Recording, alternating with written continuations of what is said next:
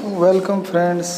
तो अब मैं कराने जा रहा हूँ आपको क्वेश्चन नंबर 26। ठीक है, तो सैम्पल पेपर है ये, तो बेसिक का सैम्पल पेपर है। क्वेश्चन नंबर 26, क्वेश्चन नंबर 26 में लिखा है कि गिवन दैट, आपको दिया हुआ है कि साइन थीटा बराबर है a/b के, तो then tan theta is equal to, तो आपको पूछा है कि बताओ टेन थीटा किसके इक्वल है।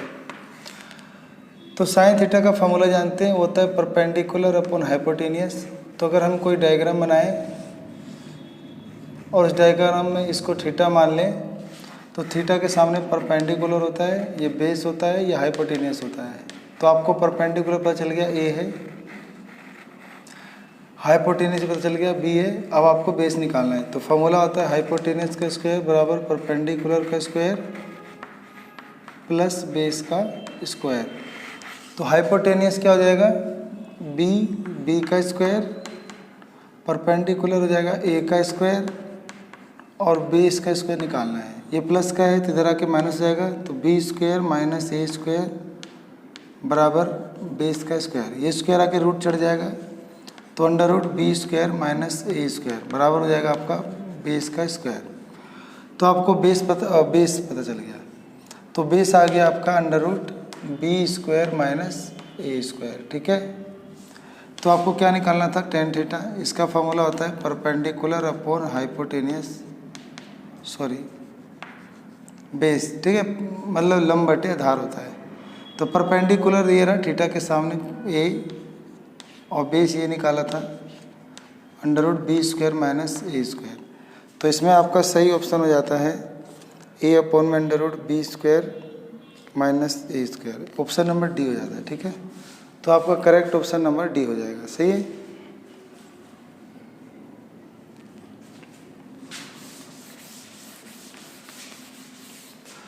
क्वेश्चन नंबर 27 में लिखा है कि इफ़, यदि x का मान 2 साइन स्क्वायर थीटा है और एंड y की वैल्यू आपको दे रखा है 2 कोस स्क्वायर थीटा प्लस 1 है, तो कहता है कि देन यानी तब ज्ञात करना है x प्लस वाई का मान क्या है। ठीक है, तो x का मान दे रखा है, y का मान दे रखा है, हमें x प्लस वाई का मान निकालना है। तो दोनों को ऐड कर लेंगे, 2 sign square theta plus y की जगह लिख दो 2 कोस स्क्वायर थीटा प्लस 1। तो यहाँ से दो का टेबल कॉमन ले लेंगे, तो बचेगा sine square theta plus cos square theta, और sine square theta cos square theta इसका फॉर्मूला 1 होता है। तो 2 गुना 1 जमा 1, तो 2 एकम 2 जमा 1 यानी 3 आंसर आ जाएगा। ठीक है, तो हमारा आंसर बन जाएगा 3। तो 27वें में हमारा करेक्ट आंसर हो जाएगा ए ऑप्शन। ठीक है,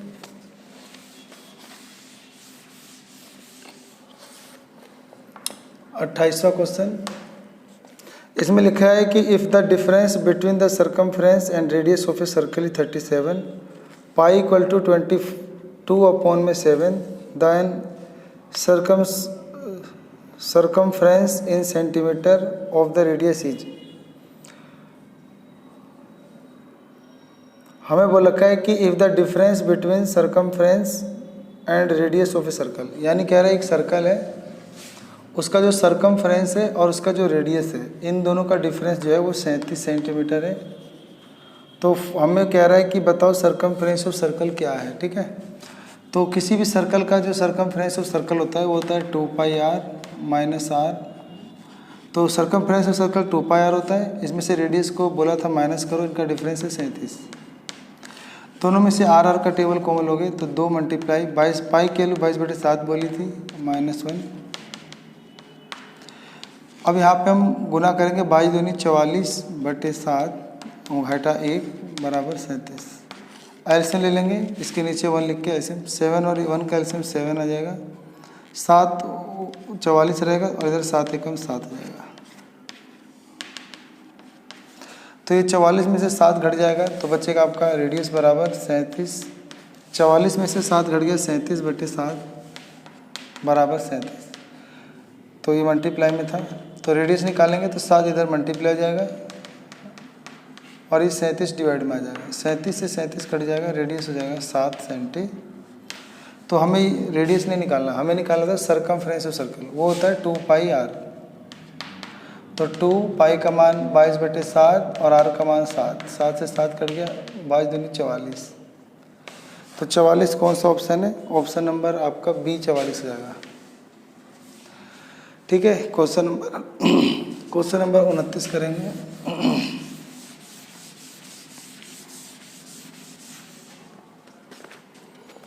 इसमें लिखा है कि the list number that is divisible by all the numbers from 1 to 10।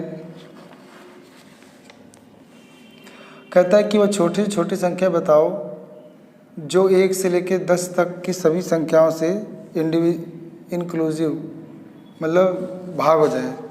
मतलब वो छोटी छोटी संख्या पता करनी है जो 1 से लेकर 10 तक की सभी संख्याओं से डिविजिबल माने भाग हो जाए। तो पहले 1 से शुरू करते हैं। 1 का फैक्टर 1 होता है, 2 का फैक्टर करोगे तो 2 एकम 2, 3 का फैक्टर 3 होता है, 4 का फैक्टर 2 दूनी 4, 5 का फैक्टर तो 2 का फैक्टर 2 होता है, 5 का फैक्टर 5, 6 का फैक्टर 2 तिया 6, 7 का फैक्टर 7, 8 का फैक्टर 2 दूनी 4 दूनी 8, 9 का फैक्टर 3 तिया 9 और 10 का फैक्टर 2 पच्चे 10। हम इनका जो एलसीएम निकाल देंगे ना तो यही आपका लिस्ट नंबर आएगा। जब भी आपसे पूछा जाए कोई लिस्ट नंबर पता करो, छोटी संख्या पता करो, मिनिमम पता करो, न्यूनतम पता करो, तो उसके एलसीएम निकालते हैं।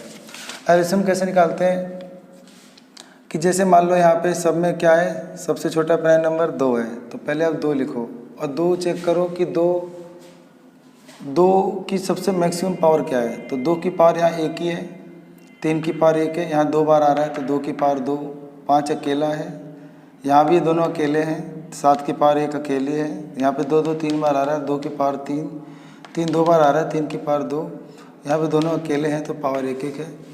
तो इन सब में 2 की सबसे बड़ी पावर कौन सी है? तो 2 की सबसे बड़ी पावर देखोगे तो ये 2 की सबसे बड़ी पावर 3 है, तो यहाँ पे आप लिखोगे 3 बार। अब इसके बाद अगला प्राइम नंबर क्या है? 3 है। 3 की सबसे बड़ी पावर ढूंढो, तो यहाँ पे पावर 1 है, यहाँ 1 है, यहाँ पे 2 पावर है, यहाँ 2 ही पावर है, तो सबसे बड़ी पावर 2 हो जाएगा। तो 3 को 2 बार गुना करो। फिर इनमें से 5 की सबसे बड़ी पावर कौन सी है? 5 की पावर 1 ही है दोनों में, तो 5 की पावर 1 ही लिखो। और यहाँ पे सबसे बड़ी पावर 7 की कुछ नहीं है तो 7 ही लिखो। अब इन्हें गुना कर दो, 2 दूनी 4, 4 दूनी 8, 8 तिया 24, 24 तिया 72, 72 पच्चे 360। अब 7 से गुना कर दो, 7 6 42 कर दो, हासिल गया 4, 7 तिया 21, 4 25, तो 2520 आंसर आ रहा है। तो इसमें आंसर हो जाएगा सी ऑप्शन। ठीक है, तो हमसे पूछा था कि वो छोटी छोटी संख्या ज्ञात करो जो 1 से लेकर 10 तक की सभी संख्याओं से भाग हो जाए, डिविजिबल हो जाए, तो वो आपका 2520 हो जाएगा। ठीक है,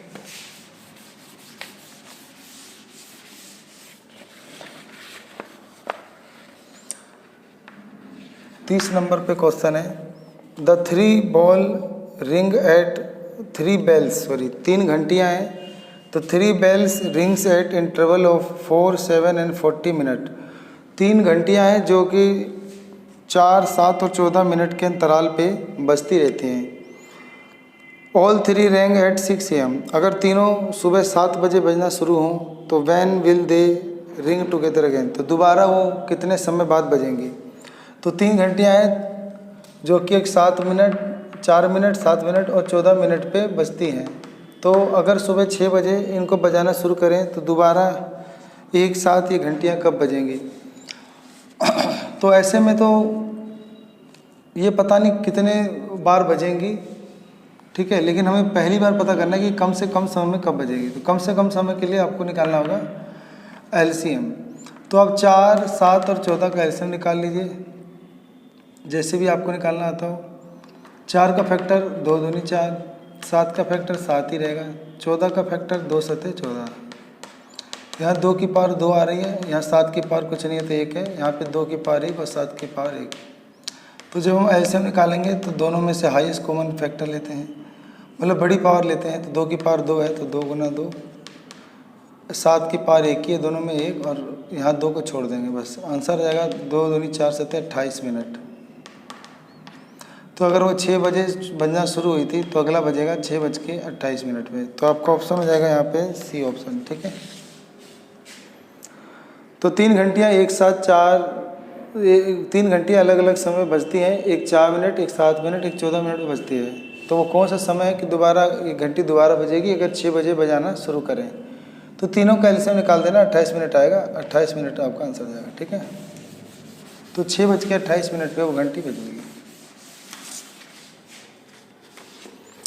बोलता है कि what is the age of father, पिता की उम्र क्या होगी if the sum of the ages of a father यानी सन इन ईयर्स इज 65। अगर पिता और उसके बेटे की उम्र आयु वर्षों में जोड़ा जाए तो 65 साल है। And the twice the difference of their edges is in year is 50।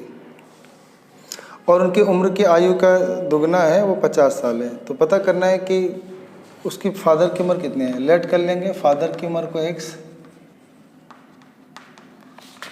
Percentage लिख लेना। माना पिता की जो वर्तमान आयु है वो जाएगा एक्स ईयर और जो बेटे की आयु हो जाएगा Y year.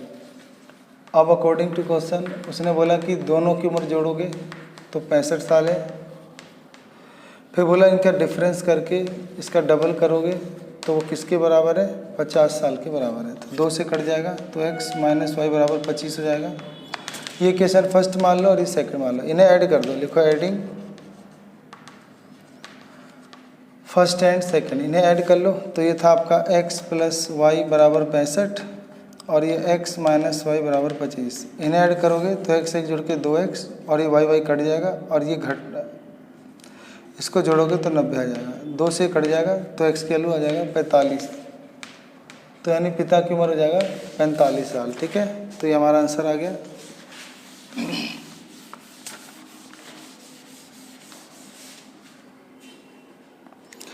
What is the value of, अब हमें वैल्यू पता करनी है कि इसकी वैल्यू क्या होगी। tan थीटा कोसेक थीटा का होल स्क्वायर और minus sine theta multiply sec theta इसका भी होल स्क्वायर। तो tan थीटा का फॉर्मूला होता है साइन थीटा बटे कोस थीटा और कोसेक का होता है 1/sin थीटा होल स्क्वायर। तो साइन से साइन कट जाएगा तो 1/cos थीटा का होल स्क्वायर। फिर 1/cos क्या होता है, सेक थीटा। तो 1/cos सेक थीटा का होल स्क्वायर। तो ये आ जाएगा तुम्हारा साइन स्क्वायर थीटा। यहाँ पे लिखोगे तो साइन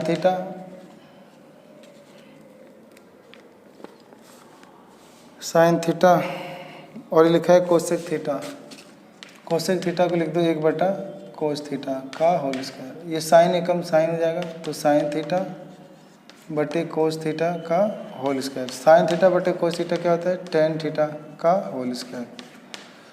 सॉरी यहाँ पे सेक स्क्वायर थीटा आएगा। तो tan थीटा का होल स्क्वायर होता है tan स्क्वायर थीटा। तो वैल्यू बतानी है sec square theta minus tan square theta. तो इसके लिए ना एक फार्मूला होता है कि 1 + tan स्क्वायर थीटा बराबर होता है सेक स्क्वायर थीटा के। अगर 1 चाहिए तो सेक स्क्वायर थीटा में से माइनस हो जाएगा tan स्क्वायर थीटा। सेम यही है sec square theta minus tan square theta. तो एक आंसर आ जाएगा आपका, ठीक है। तो एक ऑप्शन आपका सी हो जाएगा करेक्ट, ठीक है। ये 32वां क्वेश्चन था, ठीक है। 32 के बाद क्वेश्चन नंबर करेंगे 33। 33 में लिखता है कि the perimeter of 2 similar triangle are. कोई 2 सिमिलर ट्रायंगल हैं, इसका पेरीमीटर 26 है और इसका पेरीमीटर 39 है। The ratio of their areas will be. तो उनकी एरिया का रेशियो पूछा है, ठीक है। तो हमें उनकी एरिया का रेशियो पूछा है। तो देखो, तो हमने पढ़ा होगा कि जो 2 ट्रायंगल जो सिमिलर होते हैं तो उनके जो एरिया का रेशियो होता है उनकी कोरस्पॉन्डिंग साइड का स्क्वायर होता है। तो उनकी कोरस्पॉन्डिंग साइड नहीं होती तो पेरीमीटर का भी स्क्वायर होता है। तो 26/39 का स्क्वायर कर लोगे आप तो ये तुम्हारा कट जाएगा 13 से 13 दूनी 26 13 43 तो 2/3 का होल स्क्वायर। तो ये हो जाएगा 2 का स्क्वायर 4/9। तो आपका आंसर हो जाएगा 4:9। ऑप्शन नंबर आपका डी करेक्ट हो जाएगा, सही है।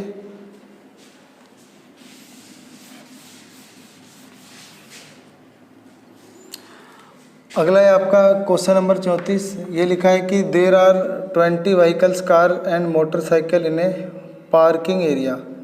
एक पार्किंग एरिया में 20 व्हीकल कार हैं और कुछ मोटर कार हैं। If there are 56 wheel together, how many car are there?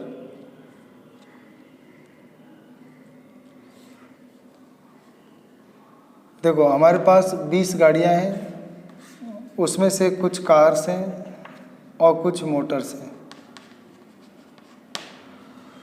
और अगर पहिए कहें तो पहिए कितने हैं? 56 हैं। 56 पहिए हैं। तो बताना है कि कार कितनी है और मोटरसाइकिल कितनी है। तो ये हमें क्या बताया था? ये हमें व्हीकल यानी गाड़ियों की संख्या बताया था, और ये हमारे पास बताया था पहियों की संख्या, व्हील्स। तो हमारे पास 20 गाड़ियाँ हैं, तो मान लेते हैं कार की संख्या x है, तो मोटरसाइकिल हो जाएगा 20 - x। सही है। तो कार में कितने पहिए होते हैं? 4, तो इसे 4 गुना करेंगे 4x। और मोटरसाइकिल में कितने पहिए होते हैं? 2, तो यहाँ पे 2 गुना कर देंगे, और कुल 56 पहिए हैं। ठीक है, अब इसे सोल्व कर देंगे। 20 दूनी 40 घटा 2x बराबर 56। 4 में से 2 गया तो 2x बराबर प्लस का 40 दे के माइनस हो जाएगा, तो 56 - 40 बराबर 16। तो 2x बराबर 16 आ गया, 2 के टेबल से कट जाएगा, x बराबर 8। तो कार की संख्या कितनी है? 8। तो आपका 8 आंसर हो जाएगा। करेक्ट ऑप्शन ए हो जाएगा। ठीक है।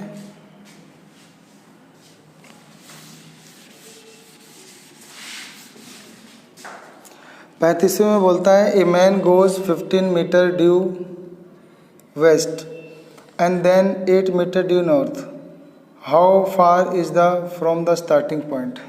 मान लो एक आदमी यहाँ खड़ा है, पहले ये पश्चिम में जाता है, तो पश्चिम यानी वेस्ट इधर होता है, and then 8 meter due on north, फिर ये नॉर्थ में जाता है, नॉर्थ ऊपर होता है, तो यानी वो पहले 15 मीटर इधर आया, फिर ये 8 मीटर इधर गया। तो बोलता है बताओ स्टार्टिंग पॉइंट से वो अब कितनी दूरी पर है? तो अभी ये यहाँ से यहाँ आया था, फिर यहाँ से यहाँ आया, तो अभी पूछा है इनके बीच की डिस्टेंस कितना है। तो इसमें पाइथागोरस लगा दो, क्योंकि ये 90 भी होगा। तो पाइथागोरस लगाओगे तो हाइपोटेनियस का स्क्वायर बराबर परपेंडिकुलर का स्क्वायर प्लस बेस का स्क्वायर, तो 15 का स्क्वायर होता है 225, और 8 का स्क्वायर होगा 8 × 64, दोनों जोड़ दोगे 289, और ये होता है 17 का स्क्वायर। तो स्क्वायर से स्क्वायर हट जाएगा, तो हाइपोटेनियस आएगा 17। तो दोनों के बीच का डिस्टेंस जाएगा 17 मीटर। तो ऑप्शन नंबर सी करेक्ट हो जाएगा। ठीक है।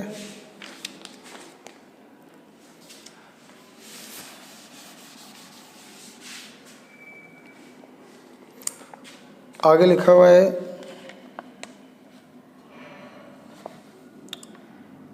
36वां क्वेश्चन है कि what is the length of an altitude of an equilateral triangle of side 8 centimetre. तो एक इक्विलेटरल ट्रायंगल है, इसकी तीनों साइड बराबर होती है, तो इसकी एक साइड 8 है, तो तीनों साइड 8 हो जाएगा। हमें बोल रहा है कि what is the length of altitude, आपको ये लेंथ ऑफ अल्टीट्यूड निकालना है, यानी इसकी शीर्षलंब की ऊंचाई निकालना है, ये वाला। तो ये इक्विलेटरल ट्रायंगल है, तो इसीलिए ये एंगल आधा आधा हो जाएगा, मतलब ये इक्विलेटरल ट्रायंगल है ना, तो ये जो ऊपर से लंब खींचेंगे तो सामने भुजा 8 को 2 से कर देगा, 4 4 में। फिर इसके अंदर हम पाइथागोरस लगा देंगे आधे में, तो ये हाइपोटेनस हो जाएगा, ये परपेंडिकुलर, और ये बेस हो जाएगा 4। ठीक है। इसमें पाइथागोरस लगाओगे तो हाइपोटेनस का स्क्वायर बराबर परपेंडिकुलर का स्क्वायर प्लस बेस का स्क्वायर। हाइपोटेनस हो जाएगा 8 का स्क्वायर बराबर परपेंडिकुलर का स्क्वायर प्लस बेस यानी 4 का स्क्वायर। 8 8 64 बराबर में परपेंडिकुलर का स्क्वायर प्लस 4 चौक 16, 16 इधर के माइनस जाएगा, तो 64 - 16 बराबर परपेंडिकुलर का स्क्वायर। हटाएंगे तो 48 बराबर परपेंडिकुलर का स्क्वायर। परपेंडिकुलर निकालेंगे तो 48 पे रूट चढ़ जाएगा। अब 48 का फैक्टर करो, 2 दूनी 4 दूनी 8, 2 दूनी 4 दूनी 8, 2 दूनी 4 दूनी 8 दूनी 16, 16 3 48। तो आपका जोड़ा बन रहा है 2 2 का बन गया, और 3 अंदर है, 2 दूनी 4 रूट 3, तो 4 रूट 3 आपका ऑप्शन नंबर सी हो जाएगा। तो यानी जो हाइट ऑफ अल्टीट्यूड है वो 4 रूट 3 है। ठीक है।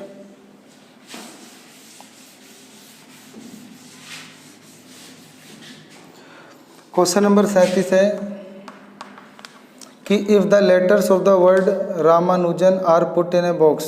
हमने एक बक्से में ना रामानुजन वर्ड के सारे लेटर डाले हैं। तो रामानुजन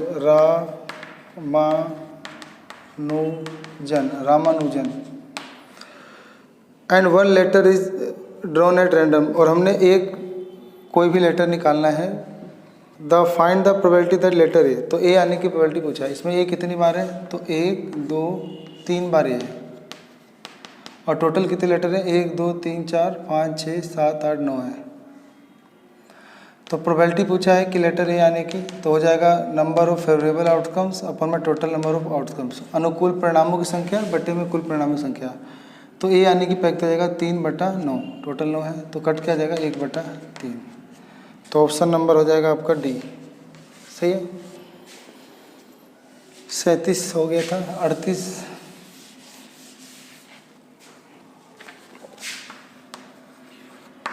38 में बोला है कि area of a sector of a circle is 1/6 to the area of circle. Find the degree measure of its interior minor arc. तो ये बोल रहा है ना कि जो एरिया ऑफ सेक्टर है वो 1/6 है। किसका, तो एरिया ऑफ सर्कल का 1/6 है। तो एरिया ऑफ सेक्टर का फॉर्मूला ये होता है, कह रहा है कि find the degree measure of it's minor arc. तो ये जो माइनर आर्क है, ये जो सेंटर पे जो एंगल बनाता है उसको डिग्री में पूछा है, बताओ वो थीटा कितना है। तो एरिया ऑफ सेक्टर का फॉर्मूला होता है θ/360 πr², और 1/6 हो जाएगा मल्टीप्लाई एरिया ऑफ सर्कल, वो भी πr²। πr² से πr² कट गया, तो θ/360 और बचा 1/6, तो ये 6 से कट जाएगा 60। तो θ/में 60 डिग्री बराबर 1/1, तिरछा गुना कर दोगे θ आ जाएगा 60 डिग्री। तो ऑप्शन नंबर हो जाएगा बी। ठीक है।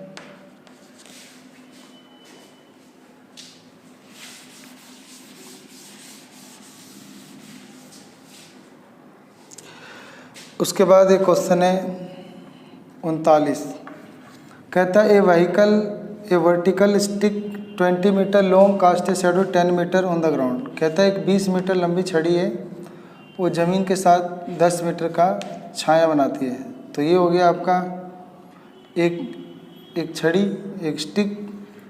तो ये जो स्टिक है ये 20 मीटर लंबी है और ये एक शैडो यानी छाया बनाती है ज़मीन पे 10 metre. At the same time, उसी समय the tower cast a shadow 50 metre. कोई टावर है, तो कहता है वो ज़मीन पे 50 मीटर अगर छाया बनाता है तो what is the height of tower. Tower की हाइट पता करना है। तो पहले तो ये हाइट दोनों 90-90 हो जाएंगे और ये वाला एंगल दोनों बराबर हो जाएगा। क्यों? क्योंकि एक ही सेम समय पे जो सूर्य के द्वारा बनाया हुआ कोण है वो सेम समय पे जो एक ही समय पे सूर्य द्वारा बनाए गए उन्नयन कोण बराबर होते हैं। तो लिखेंगे angle of elevation are same at the same time of interval form by the sun. सूर्य के द्वारा एक ही समय में बनाए गए एंगल ऑफ एलिवेशन बराबर होते हैं। तो ये एंगल इसके बराबर हो जाएगा और ये 90-90 बराबर हो जाएगा। तो दोनों क्या हो जाएंगे, सिमिलर हो जाएंगे। तो लिख देंगे दोनों ट्रायंगल सिमिलर हो गए। अब दोनों ट्रायंगल सिमिलर हो गए तो यानी ट्रायंगल ABC, इसको मान लेना ABC और इसको DEF मान लेना है। सिमिलर हो जाएगा किसके, DEF के। ये हो जाएगा एंगल सिमिलैरिटी क्राइटेरिया। सही है। अब क्योंकि दो एंगल सिमिलर हो गए तो इनकी कॉरस्पॉन्डिंग साइड का रेशियो इक्वल होगा। तो लिख दोगे AB/D। D को मैंने हाइट मान लिया, H निकालना है टावर की हाइट, और D हो जाएगा 10/50 और AB भी कितना है 20। तो यहाँ लिख दोगे 20/H बराबर 10/50। तो 1 0 से 1 0 कट जाएगा, ये तिरछा गुना जाएगा। तो H बन जाए H और 5 से गुना जाएगा 100 मीटर। तो यानी हाइट ऑफ टावर हो जाएगा 100 मीटर। सही है।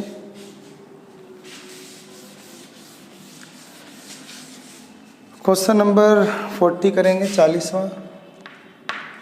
ये कहता है कि what is the solution of a pair of linear equation.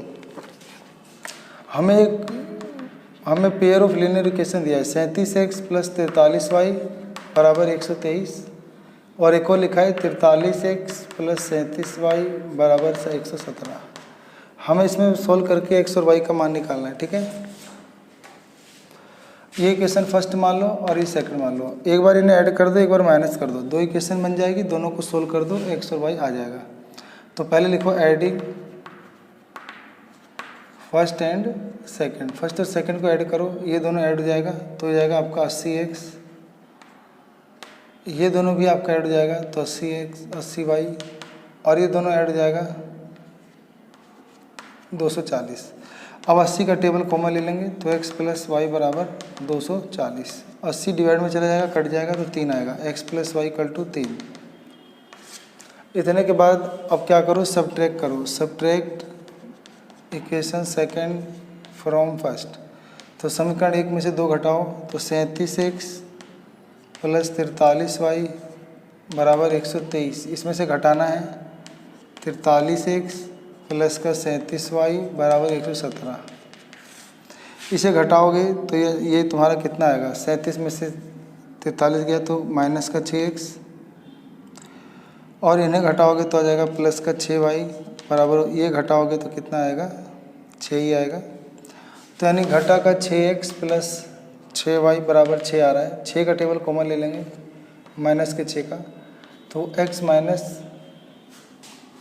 y बराबर 6, 6 से ही कट जाएगा, माइनस उधर चला जाएगा तो x माइनस वाई बराबर -1। ये समीकरण 1 आ गया। 2 तो इक्वेशन फर्स्ट ये रहा x प्लस वाई बराबर 3, और समीकरण तो ये रहा, नहीं तो इसे थर्ड मान लो और इसे फोर्थ। इन्हें अब ऐड करो, अब लिखो adding equation third and fourth. तो ऐड करो x प्लस वाई बराबर 3 को इसके साथ, x माइनस वाई बराबर घटा 1 के साथ ऐड करो तो एक कट जाएगा, 2x बराबर 3 में से 1 गया 2 आ जाएगा, x से कट जाएगा ये 2 से, तो x की वैल्यू 1 आ जाएगा। अब x की वैल्यू 1 रखोगे तो उधर जाके माइनस हो जाएगा, तो 3 में से 1 घटेगा तो y की वैल्यू 2 आ जाएगा, तो y की वैल्यू 2 आ जाएगा। तो करेक्ट ऑप्शन हो जाएगा x की वैल्यू 1 और y की वैल्यू 2। तो ये हो जाएगा आपका ऑप्शन नंबर डी। तो डी ऑप्शन आपका करेक्ट हो जाएगा, सही है।